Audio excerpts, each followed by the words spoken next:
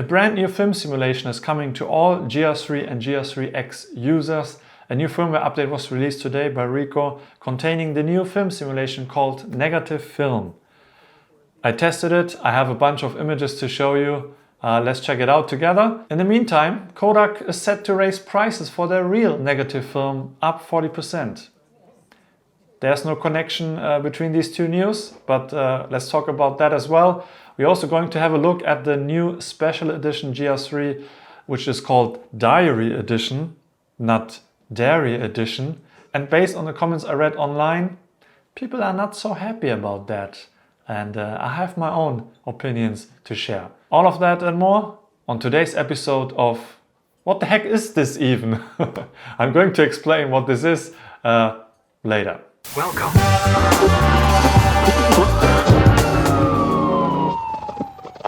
Hi everyone, Samuel here. Welcome back to my studio, which is obviously in some fancy cafe somewhere in Europe. Yeah, it's definitely not a green screen in my son's kids' room. So I want to introduce you to a new format that I'm going to start on my channel, which I call the Samuel Streetlife Show. And this is something I wanted to do for a long time. I think my channel is missing something to engage with my community. But this is not going to be a place for you to come to get your photo news. There are better places for that online and people on YouTube already doing that. I only want to share stuff that I really am interested in and that might not even be news about a new camera release. It might be a video that I found on YouTube. It might be a photo zine that I find inspirational or interesting. And I might want to discuss a very controversial topic, like should you take photos of strangers on the street in less fortunate situations? I actually filmed a video about that on New Year's Eve. Happy New Year! With my friend Bello. But unfortunately, I can't publish that video because it's a little bit too sensitive. You are a prostitute, you are a policeman, you are a school kid. You know, the photographer has to identify with everyone and not be like, oh, I'm not going to photograph them. Yeah. You know, I'm only going to photograph these people.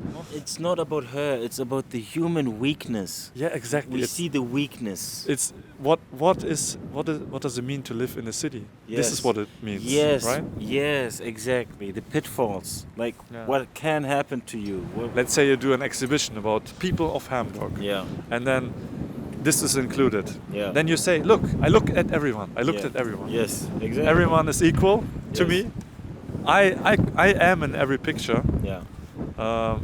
I think that's more important. Otherwise, you are going to photograph people like you think you should photograph them. Yeah. We will still get comments like, no, it's who are you to decide? I don't care. Who are you to ask me who I am? Who are you to comment? That's stuff like that I would like to discuss in this new format.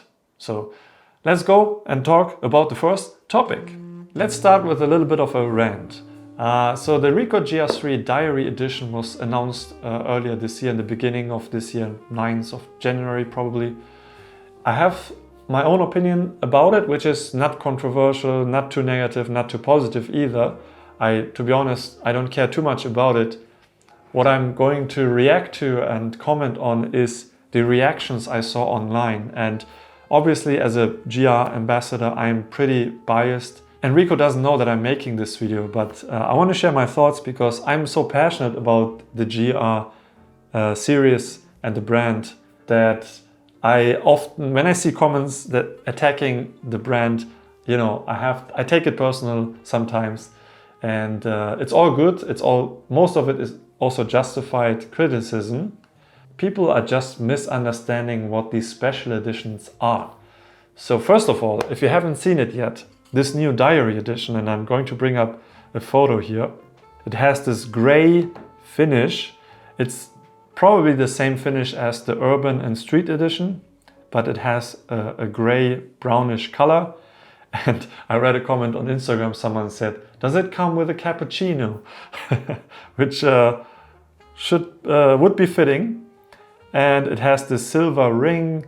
And my first impression when I saw this was, oh, this looks kind of like the Leica Q2 Ghost Edition by Houdinki, which also came out the end of last year, which I thought looked amazing, very sexy, a little bit, shiny and show off, but I like it a lot.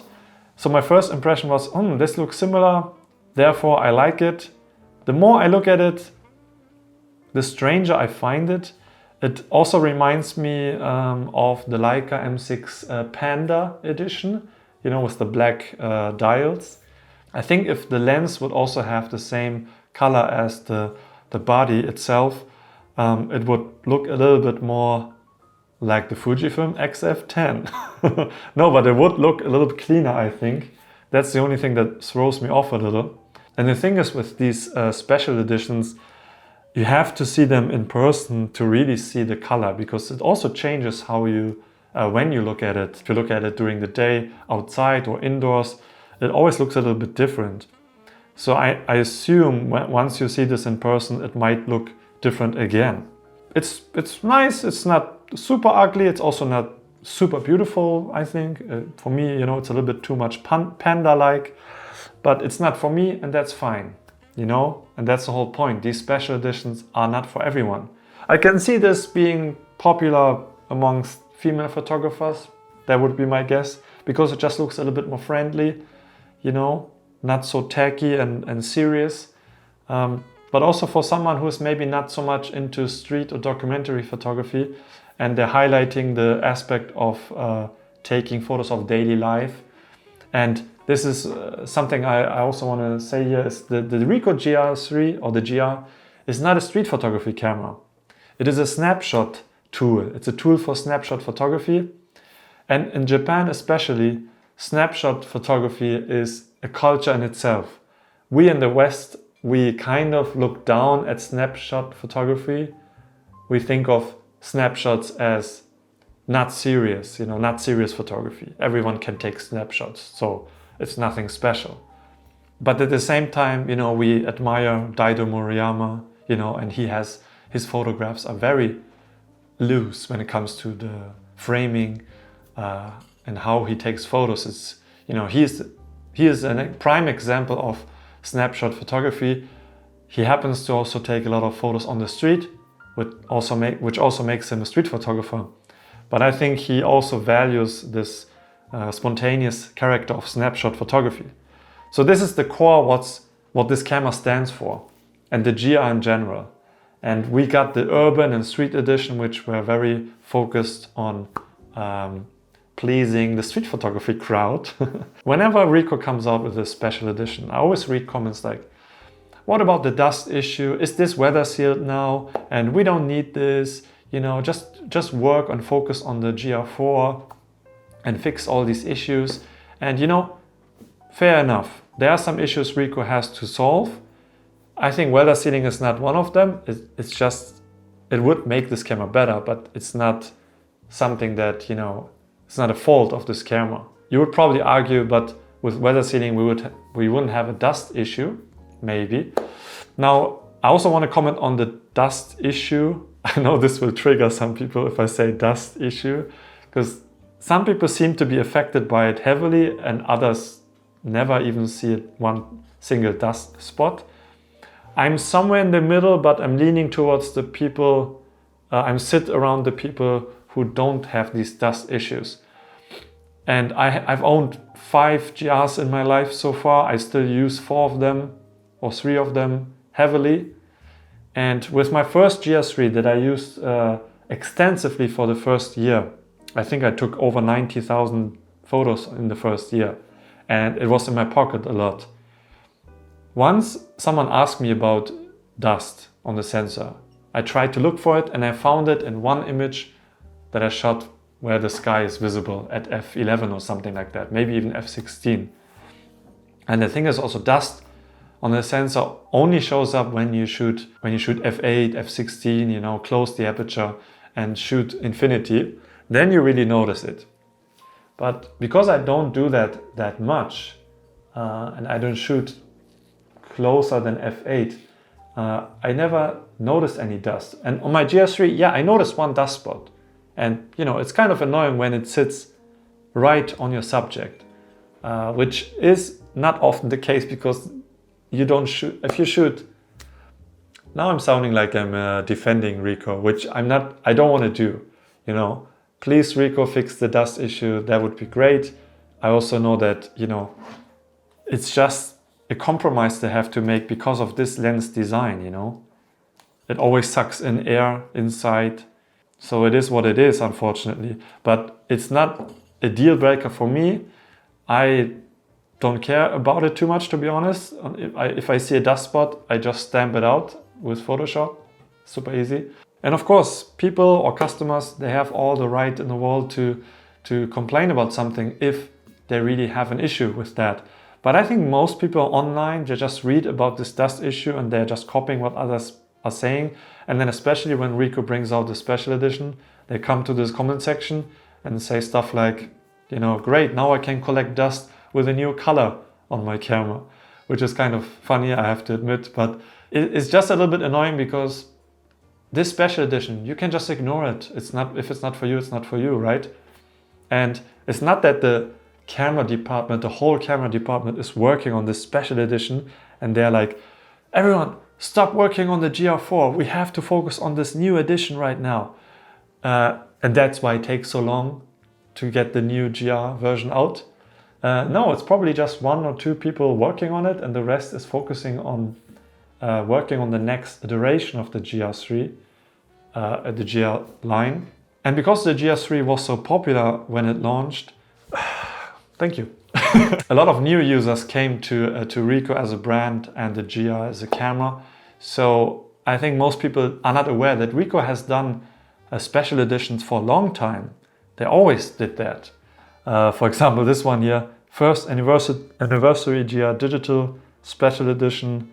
I don't know if this was available outside of Japan, but you know, this is something that I would never want and use. It's probably for the Japanese market. And then we have this one here, which I always wanted, but I couldn't get one in my hands. It was sold out so fast. APS-C GR1 with this green finish, very nice. Then we have this GR3 special edition here that was only available in China, I think. Did it come out already? I've never seen any news about that. We also had a silver edition GR2. There was also a white edition. And I saw this special edition at the Ricoh showroom in Ginza. And it's very shiny. They also collaborated with fashion brands and designers. And yeah, you could argue if this is pretty or not. But you see that Ricoh always have done that. So it's not something that they copied from Leica. And I don't think we here in the West appreciate customizations of cameras enough. I visited a GR meeting in Japan and I made a video about it. And you can watch it here if you want. And if you see their GR cameras they brought to the event, so many customized cameras, so many special editions. Compared to the meetups we do here in Europe, I'm probably the only one who always brings, you know, accessories, but most people just use the bare bones black camera, which is fine, I guess, but that's also probably why we are not used to seeing these special editions. But yeah, anyways, I just wanted to get this off my chest. It's just a special edition. You don't need to buy it, just ignore it. Okay, let's talk about the new film simulation negative film that Ricoh just gave us for free for all existing GR3 and GR3X users. This is something that I also wanted to say in my rant. Just imagine Fujifilm bringing out a special edition X100V and it comes with a new film simulation and then they just give it to all existing X100V users. Everyone would praise the out of Fujifilm saying, you know, oh, they care so much about the photographer and thank you so much for giving us the film simulation. And not just say, you know, you have to buy this special edition to get this new film simulation. But when Ricoh does it... So I was very excited when I read that they're making a negative film simulation because I'm a huge fan of the positive film simulation. As you probably know, because I sell presets that mimic the look of positive film. And I had a little bit of an early access to the firmware update and I used it. I used the filter and I tried it. And because it's just 2 days ago since I got it, I wasn't able to take any new photos that are exciting to show. But what I did was I went to my archive and grabbed a few of the RAW files I took on my GR3, put them in my current GR3 camera with the new firmware, and then just used the RAW developer to apply the new film simulation onto. So this is what I did. And before I show you a slideshow of the images, I'm just going to show you a little comparison. So here are 3 images. On the left, you see the standard profile. In the middle is positive film. And on the right side is the new negative film effect or filter. And with these ones, I set it to the default value, like everything is on 0. All of them come very desaturated first. So I'm sure you're probably not really noticing a difference. If you look at the greens, they change a lot. Reds change a lot with the negative film. They become more orangey. Now let's look at these 3 images again, but boosted saturation and contrast. And I'm sure you can see the differences a little bit more now. Now, what do you think? I still prefer positive film because the skin tones look a little bit more pleasing to me. And I like seeing very saturated reds. And with the negative film, it is more orangey. And to me, when I look at these images, I'm going to start playing some sample images here in the background. They look very close to the classic NAG film simulation from Fujifilm. And they also look a little bit like classic chrome, something in between. So I like this negative film filter a little bit better than classic NAG on Fujifilm, which I find to be a little bit too aggressive. But I'm also not a fan of this look in general. I prefer the positive film look. But as you can see here, it works. I think it works very well with urban landscapes. Nature does also look kind of nice. It does work for street photography. I think for portraits, it can be a little bit too much, but you can also change the parameters inside the film simulation and make it, stronger or weaker. It's all personal preference, of course. But yeah, I'm just going to let some of these images play and then I see you after that.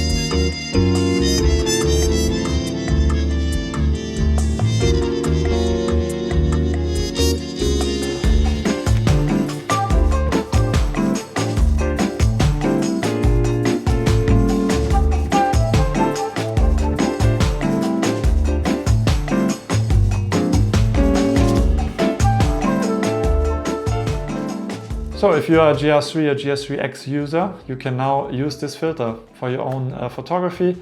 I'm going to put a link for the firmware update in the description so you can check it out. It also comes with another feature, which is when you transfer files to the app, you can leave your camera in your bag and then it will shut down after it transferred the files. I can see this being handy when you're traveling. Personally, it's not going to make my life that much better, but it is another feature that's included. Okay, moving on to the next topic. We have Kodak raising film prices up to 40%. What should I say? I'm not really that much of a film photographer myself, but I still am affected personally a little bit by it because last year when I went to Japan, I bought this Nikon F100. I just couldn't pass on this deal. I bought it for 200,000 yen, which is like 170 euro. And it's just an amazing camera for film photography. It's basically a film version of my D850 that I use. So it feels very familiar and it's a super fast camera. It has a beautiful optical viewfinder, very bright, and I'm using it with my manual focusing Voigtländer lens, which is so much fun. But I bought it because I always wanted to have this camera, so that's the first reason, and to take the occasional film photo of my family, of my son, and I might use it to shoot some photo projects because it can use all the lenses I already have for my digital Nikon. But now, knowing that Kodak is raising prices, and especially Kodak Gold, which is always super cheap here in Germany, is already very expensive, and it becoming potentially even more expensive, I'm probably not going to buy it anymore. So at the moment I still have a few lomography rolls and a few Ilford HP5 rolls. And I read that this price hike comes from the high demand of film. I think last year Kodak had to employ a lot of new people in the company, and they have a really hard time keeping up with the demand, which in their opinion raises the prices. Okay, maybe. So it's you guys' fault. But because I'm not so invested in film, I'm just going to wait and see if the price is coming down eventually someday. Once the demand is met, we will see. I'm not in a hurry. I will keep this camera because it was so cheap. But what do you think? Are you shooting film? Are you going to stop shooting film because of the price hike? Is this price hike even already in place? I'm not really sure about it. I just wanted to share this to hear your opinion. I'm quite happy with digital. I don't really miss film for the looks of it. And everything else, experience-wise, I get with these cameras as well. So that's my opinion on film in general anyways. Alrighty, moving on. So I want to keep this show short and sweet, which I already failed doing. But in the future, I'm going to discuss more topics in a more rapid fire way. This is all I have for today. And before I leave you, I also want to include you as part of this show. And I started a hashtag on Instagram, hashtag Streetlife Show. So please use that when you post images, and I'm going to show 3 or 4 images out of that on the next episode, share my thoughts, and just show you what amazing photos you are taking. And I didn't create this hashtag, someone else already started using it, but it's only one post, and I think it's fine. I think we can take over. And that's all I have for today. Thanks for watching. Let me know how you like this. Do you want to see more of this? Do you have any topics in mind? Any hot topics I should discuss? Please leave suggestions. That would be great. And I'll see you in the next few weeks. Stay tuned for the next videos. Thanks for watching. I repeat myself, and have a great weekend. Bye bye.